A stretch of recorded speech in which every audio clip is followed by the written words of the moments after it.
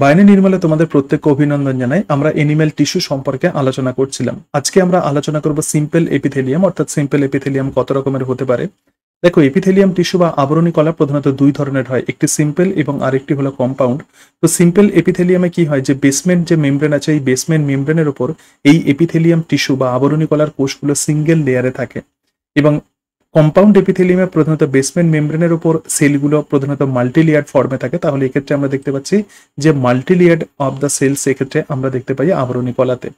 তো simple epithelium যে আছে, অর্থাৎ বেসমেন্ট মেমব্রেনের উপর যে সমস্ত আবরণী কলার কোষগুলো সিঙ্গেল লেয়ার থাকে, এক্ষেত্রে দেখতে পাচ্ছ যে বেসমেন্ট মেমব্রেন এবং তার উপর সিঙ্গেল লেয়ার সেল আমরা দেখতে পাচ্ছি। তো এক্ষেত্রে এই যে সেল আছে, এই সেলের প্রধানত স্ট্রাকচার বিভিন্ন রকম হতে পারে এবং সেই স্ট্রাকচারের উপর বেস করে প্রধানত এপিথেলিয়াম টিস্যুকে আমরা বিভিন্ন ভাগে ভাগ করতে পারি সিম্পল এপিথেলিয়ামকে।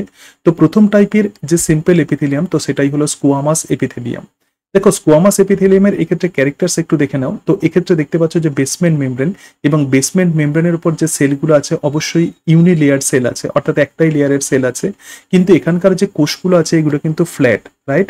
সুতরাং কোষগুলো কিন্তু ফ্ল্যাট হয়। তাহলে যে সমস্ত সিম্পল এপিথেলিয়ামের কোষগুলো প্রধানত ফ্ল্যাট হয়, তো তাকে সেই সমস্ত সেলগুলোই প্রধানত এই স্কোয়ামাস এপিথেলিয়াম তৈরি করে। দেখো, cells are flat or scale like, তার মানে এখানকার যে সেলগুলো থাকে সেগুলো কিন্তু স্কেলের মতো, মানে মাছের আঁশের মতো তাদেরকে দেখতে হয়। এবং nucleus flat and located in the centre, তাহলে এক্ষেত্রে স্কোয়ামাস এপিথেলিয়ামে যে কোষগুলো থাকে সেখানে নিউক্লিয়াস কিন্তু সেন্টারে থাকে। দেখছো যে সেল আছে, তো সেই সেলের মধ্যে নিউক্লিয়াস সেন্টারে আছে। এবং tissue appears like tiles on floor, এটা খুব ভালো করে বুঝতে পারবে স্কোয়ামাস এপিথেলিয়াম কেমন। তাহলে কোনো ফ্লোরের উপরে যে টাইলস থাকে, আমরা জানি যে ফ্লোরেতে প্রধানত টাইলস বসানো হয়। তো স্কোয়ামাস এপিথেলিয়ামে স্কোয়ামাস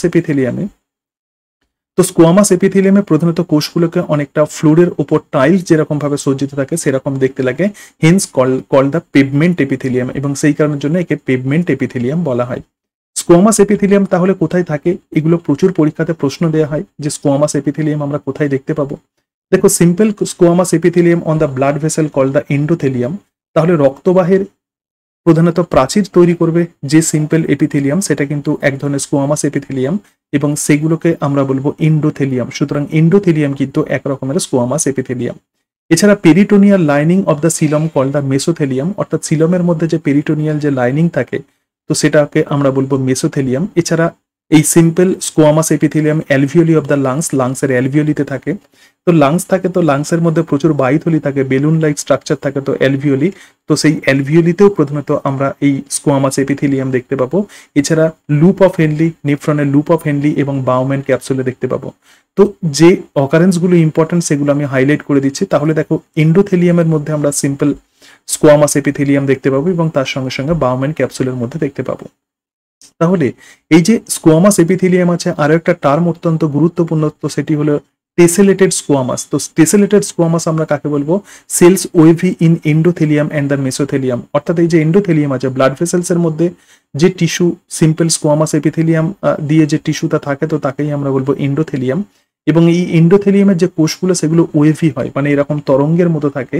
এবং মেসোথেলিয়ামের কোষগুলো এরকম ওয়েভি হয় এবং এদেরকে বলা হয় tessellated squamous.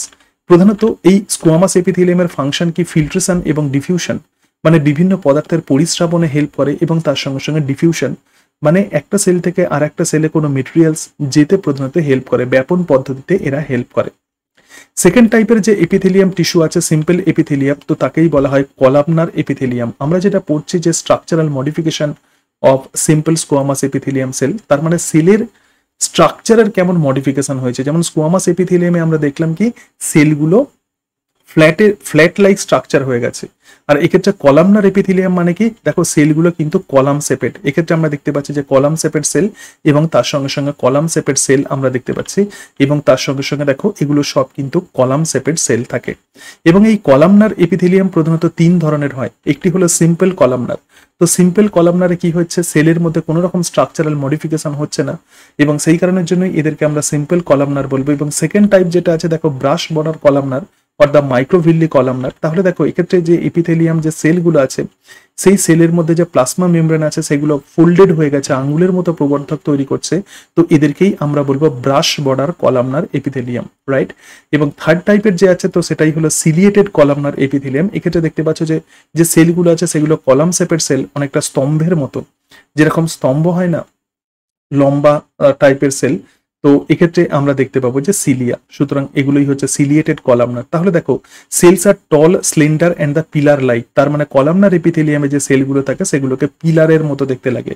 এলংগেটেড nucleus at the base, তার মানে সেলের বেসে মানে নিচের দিকে প্রধানত নিউক্লিয়াস থাকে এবং from the 90 degree angle at the base, তার মানে এটা যদি বেস হয় এবং বেসের সঙ্গে 90 ডিগ্রি অ্যাঙ্গেল তৈরি করে।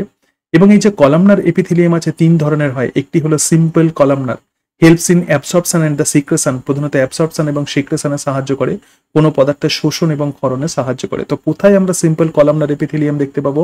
বাইল ডাক্ট অফ লিভার, তাহলে লিভারের যে বাইল ডাক্ট আছে, পিত্তনালী আছে, সেই পিত্তনালীতে আমরা দেখতে পাবো। এবং জিআই ট্র্যাক মানে গ্যাস্ট্রো ইন্টেস্টাইনাল ট্র্যাক মানে আমাদের পৌষ্টিক তন্ত্রে দেখতে পাবো। স্টোম্যাকে প্রধানত আমরা সিম্পল কলামনার এপিথেলিয়াম দেখতে পাবো। সেকেন্ড টাইপের যে কলামনার এপিথেলিয়াম আছে তো সেটাই হলো ব্রাশ বর্ডার কলামনার বা মাইক্রোভিল্লি কলামনার। তো ব্রাশ বর্ডার কলামনার দেখো এক্ষেত্রে microvilli present at the free end of the cell. আমরা জানি যে এপিথেলিয়াম টিস্যু প্রধানত যে সেল দিয়ে তৈরি হয় তাদের ফ্রি এন্ড থাকে, তাহলে এই যে ফ্রি এন্ড আছে তো ফ্রি এন্ডে আমরা দেখতে পাচ্ছি যে আঙুলের মতো প্রবর্ধক, তো এদেরকেই আমরা বলবো মাইক্রোভিল্লি। এই আঙুলের মতো যে প্রবর্ধক থাকে তো তাকেই আমরা বলবো মাইক্রোভিল্লি। এবং যে সমস্ত সেলে এই টিস্যুতে মানে যে সমস্ত টিস্যুতে এই মাইক্রোভিল্লি থাকে তো তাদেরকেই আমরা বলবো ব্রাশ বর্ডার কলামনার, প্রচুর ইম্পর্টেন্ট। এবং ব্রাশ বর্ডার কলামনার এপিথেলিয়াম কোথায় দেখতে পাবো? Proximal convoluted tubule of the nephron, মানে নেফ্রনের নিকটবর্তী সংবর্তনালিকাতে আমরা দেখতে পাবো। যে পোর্শনগুলি ইম্পর্টেন্ট আমি হাইলাইট করছি। এবং ইন্টেস্টাইন অফ ভার্টিব্রেট মানে ভার্টিব্রেটের ইন্টেস্টাইনে আমরা দেখতে পাবো। ইন্টেস্টাইনের প্রধান কাজ কি? ইন্টেস্টাইনের প্রধান কাজ হচ্ছে অ্যাবসর্পশন। সুতরাং অ্যাবসর্পশন করার জন্য এই মাইক্রোভিল্লিগুলো সারফেস এরিয়া বাড়িয়ে দেয় এবং সেই কারণের জন্যই আমরা ইন্টেস্টাইনে এই ব্রাশ বর্ডার কলামনার বা মাইক্রোভিল্লি কলামনার সেল দেখতে পাবো। এবং goblet cell found in the GI tract, তো goblet cell found in GI tract মানে জিআই ট্র্যাক্টে যে গবলেট সেল থাকে সেই গবলেট সেলের মধ্যেও কিন্তু প্রচুর পরিমাণে মাইক্রোভিল্লি থাকে। এবং আমরা জানি যে গবলেট সেল যে কাজ করে তো সেটাই হচ্ছে মিউকাস সিক্রেশন করে। এবং একটা বিষয় মনে রাখবে যে গবলেট সেল হলো ইউনিসেলুলার গ্ল্যান্ড, অর্থাৎ এককোষী গ্রন্থি। সুতরাং গবলেট সেল মিউকাস সিক্রেট করে এবং গবলেট সেল কিন্তু এক রকমের brush border simple columnar epithelium tissue. এর সাথে সাথে দেখো সিলিয়েটেড কলামনার। সুতরাং সিলিয়েটেড কলামনার আমরা দেখতে পাচ্ছি যে কলামনার সেল আছে এবং কলামনার সেলের ফ্রি এন্ডে আমরা দেখতে পাচ্ছি যে সিলিয়া আছে, হেয়ার লাইক স্ট্রাকচার, তো এগুলোই হলো সিলিয়া। সুতরাং cilia present at the free surface and are same size, তাহলে সিলিয়াগুলো সবাইয়ের কিন্তু আকৃতি সেম হবে। One cilia beat little earlier than the neighbour, তার মানে কি প্রথমে একটা সিলিয়া বিট করলো, তারপরে আর একটা সিলিয়া, তারপরে আর একটা সিলিয়া, এইভাবে প্রধানত বিটিং হয়।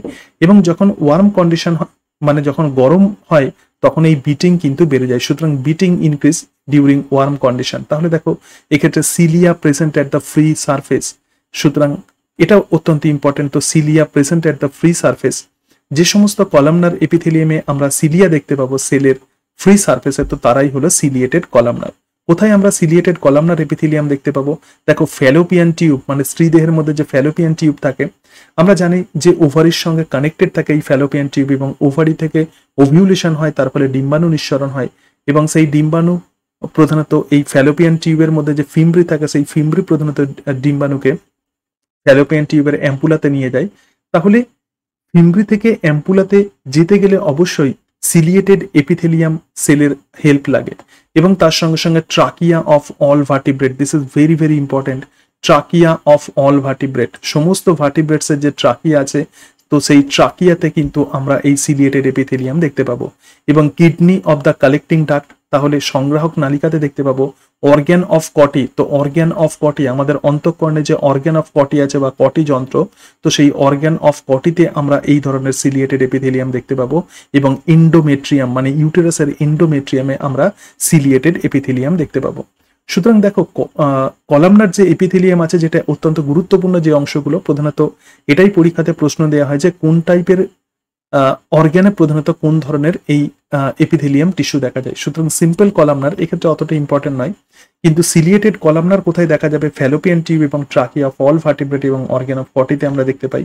এবং ব্রাশ বর্ডার কলামনার তাহলে কোথায় দেখতে পাবো? প্রক্সিমাল কনভলিউটেড টিউবুল মানে নিকটবর্তী সংবর্ধনালিকা। আমরা জানি যে নিকটবর্তী সংবর্ধনালিকায় বিভিন্ন পদার্থের রিঅ্যাবসর্পশন হয় এবং সেই কারণের জন্য ওই নিকটবর্তী সংবর্ধনালিকায় আমরা ব্রাশ বর্ডার কলামনার এপিথেলিয়াম দেখতে পাবো।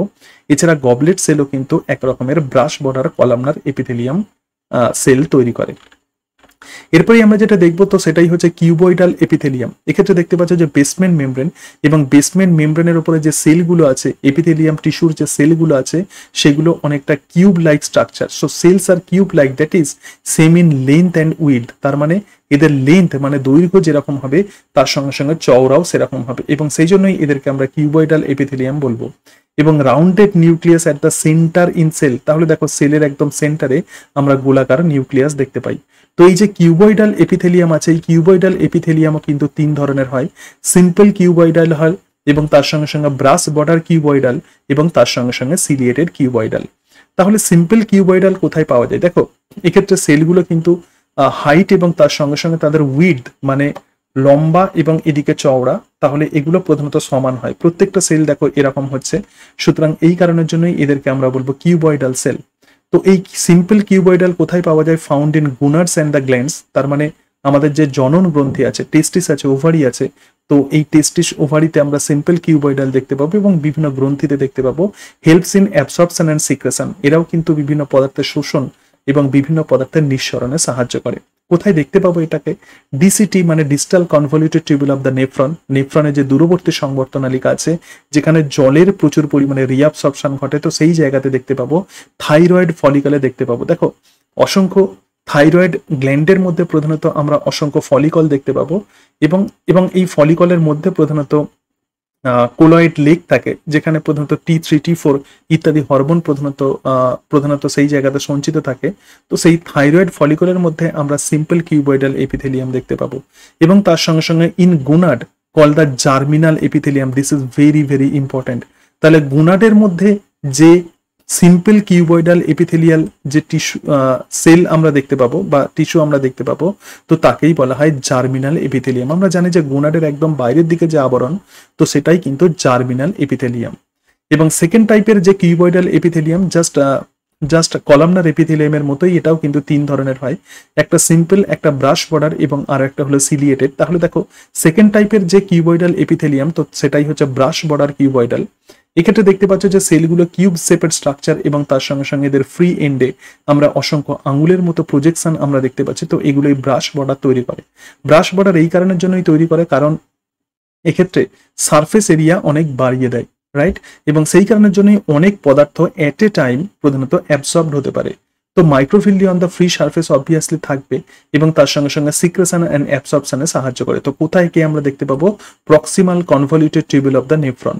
তাহলে প্রক্সিমাল কনভলিউটেড টিউবুল বা নেফ্রনের নিকটবর্তী সংবর্ধনালিকাতে যেরকম ভাবে আমরা ব্রাশ বর্ডার আমরা যে কলামনার এপিথেলিয়াম টিস্যুও যেমন দেখতে পাবো, তার সঙ্গে সঙ্গে ব্রাশ বর্ডার কিউবয়েডাল এপিথেলিয়াম টিস্যুও আমরা দেখতে পাবো। দেখো প্রথমে যেটা বলছিলাম যে proximal convoluted tubule is very very important and well known for its absorption reabsorption different পদার্থ যেগুলো গ্লোমেরুলাসের মধ্যে ফিল্ট্রেশন হয় এবং সেই ফিল্ট্রেট মেটেরিয়ালসের বিভিন্ন পদার্থকে পুনরায় ব্লাডের মধ্যে পৌঁছে দেয়, মানে ভাসা রেক্টার মধ্যে পৌঁছে দেয় এবং বিভিন্ন পদার্থের রিঅ্যাবসর্পশন এট এ টাইম যাতে অনেক পদার্থ যাতে রিঅ্যাবসর্বড হতে পারে এবং সেই কারণের জন্যই এখানকার সেলগুলো কিন্তু স্পেশালাইজড হয়ে গেছে। এখানকার সেলগুলোতে আমরা ব্রাশ বর্ডার আমরা দেখতে পাই। থার্ড টাইপের যে কিউবয়েডাল এপিথেলিয়াম টিস্যু আছে, তো সেটাই হলো সিলিয়েটেড কিউবয়েডাল। তাহলে এক্ষেত্রে দেখতে পাচ্ছ যে সেলগুলো কিন্তু কিউবয়েডাল সেল এবং আমরা অনেক সিলিয়া দেখতে পাচ্ছি। প্রত্যেকটা সেলেতে আমরা সিলিয়া দেখতে পাচ্ছি। So cilia present at the free ends of cell. তাহলে সেলের ফ্রি এন্ডসে আমরা সিলিয়া দেখতে পাবো। মুভমেন্ট অফ দ্য সাবস্ট্যান্সেস মানে বিভিন্ন পদার্থের মুভমেন্টে সাহায্য করে। মিউকাস প্রধানত সিক্রেট করতে এরা হেল্প করে। তাহলে কোথায় দেখতে পাবো? দেখো কালেক্টিং ডাক্ট এবং স্মলার ব্রঙ্কিওলস, রাইট? তো এই অংশটা অতটা ইম্পর্টেন্ট নয়, যেটা যতটা important brush border cuboidal epithelium tissue. তাহলে প্রধানত তোমাদেরকে এটা মাথায় রাখতে হবে যে কোন ধরনের এপিথেলিয়াম টিস্যু কোন অর্গানে থাকে। ফোর্থ টাইপের যে এপিথেলিয়াম টিস্যু, তো সেটাই হলো সিউডো স্ট্র্যাটিফাইড এপিথেলিয়াম। দেখো অ্যাকচুয়ালি এরা কিন্তু ইউনিলেয়ার্ড। আমরা দেখেছিলাম যে সিম্পল যে এপিথেলিয়াম আছে, তো সিম্পল এপিথেলিয়ামের সেলগুলো কিন্তু ইউনিলেয়ার্ড হয়, কিন্তু এখানে যে আমরা দেখতে পাচ্ছি যে সিউডো স্ট্র্যাটিফাইড এপিথেলিয়াম, তাহলে দেখো বেসমেন্ট মেমব্রেনের উপর কিন্তু সেল আছে, এই সেলটা একটা সেল হয়তো বড়, আবার এই সেলটা বড়, আবার এটা হচ্ছে ছোট, কিন্তু অ্যাকচুয়ালি আমরা যদি দেখি, দেখো এক্ষেত্রে একটা নিউক্লিয়াস তার মানে একটা সেল, এটা একটা নিউক্লিয়াস একটা সেল, এটা একটা নিউক্লিয়াস একটা সেল, কিন্তু অ্যাপারেন্টলি দেখে মনে হচ্ছে যে মাল্টিলেয়ার্ড, কিন্তু অ্যাকচুয়ালি দে আর ইউনিলেয়ার্ড, এবং সেই কারণের জন্যই এদেরকে আমরা বলবো সিউডো স্ট্র্যাটিফাইড এপিথেলিয়াম। দেখো appears bilayered as two types of cells are present, তাহলে এটাকে বাইলেয়ার দেখতে লাগে যেন মনে হয় দুটো স্তরে আছে, যেহেতু দুই ধরনের সেল থাকে, একটি লং সেল এবং আর একটা শর্ট সেল, রাইট? তাহলে এপিথেলিয়াম টিস্যুর মধ্যে দেখো, আমরা টিস্যু মানে কি আমরা জানি যে যে সমস্ত সেলগুলোর অরিজিন প্রধানত এক হয়, তো তারাই প্রধানত টিস্যু তৈরি করে।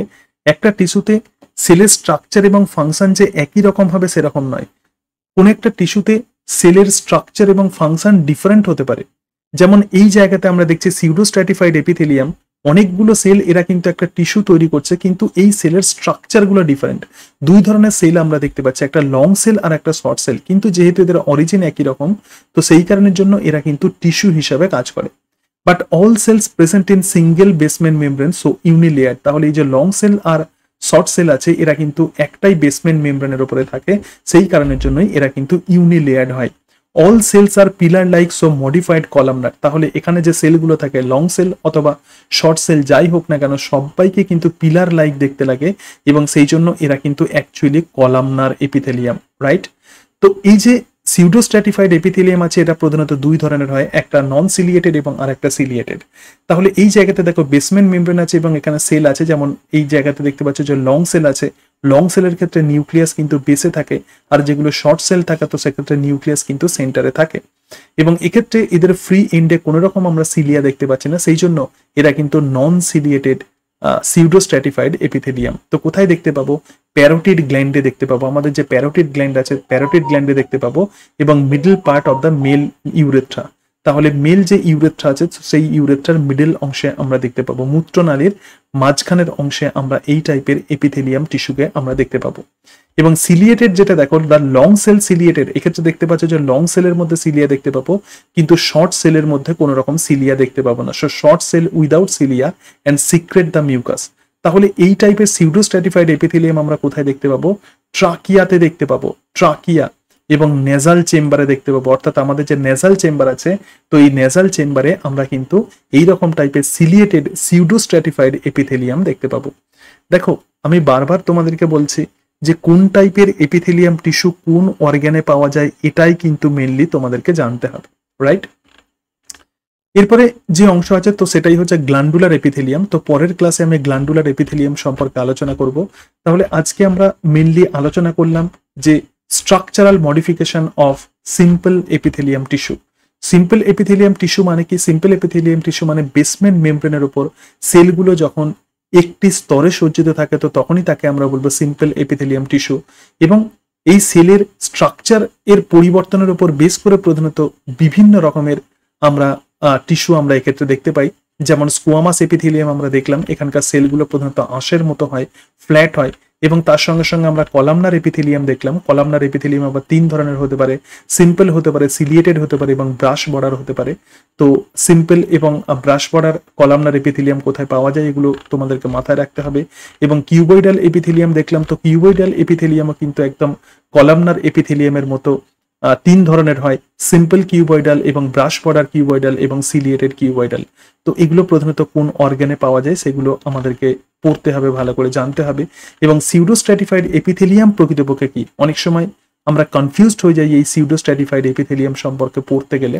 তাহলে বেসমেন্ট মেমব্রেনের ওপর যেহেতু দুটো ডিফারেন্ট সাইজের যেহেতু সেল থাকে, একটা লং সেল আর একটা শর্ট সেল, এবং সেই জন্য অ্যাপারেন্টলি মনে হয় এরা যেন বাই লেয়ার্ড, মানে দুটো স্তরে সেলগুলো সজ্জিত থাকে, কিন্তু অ্যাকচুয়ালি তারা সিঙ্গেল লেয়ার সজ্জিত থাকে, এবং সেই কারণের জন্যই এরা কিন্তু সিম্পল এপিথেলিয়াম। সুতরাং pseudo stratified epithelium is a type of simple epithelium tissue.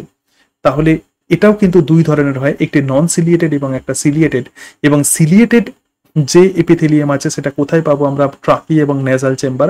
আমরা জানি যে নেজাল চেম্বার থেকে প্রচুর পরিমাণে মিউকাস সিক্রেটেড হয়, অ্যাকচুয়ালি মিউকাস সিক্রেট করে নেজাল চেম্বারের মধ্যে এই যে সিলিয়েটেড এপিথেলিয়াম আছে, এই সিলিয়েটেড এপিথেলিয়ামের যে শর্ট যে সেলগুলো আছে ছোট যে সেলগুলো আছে এই সেলগুলোই প্রধানত মিউকাস তৈরি করে। ওকে, তো এর পরের দিন আমরা আলোচনা করব গ্ল্যান্ডুলার এপিথেলিয়াম সম্পর্কে।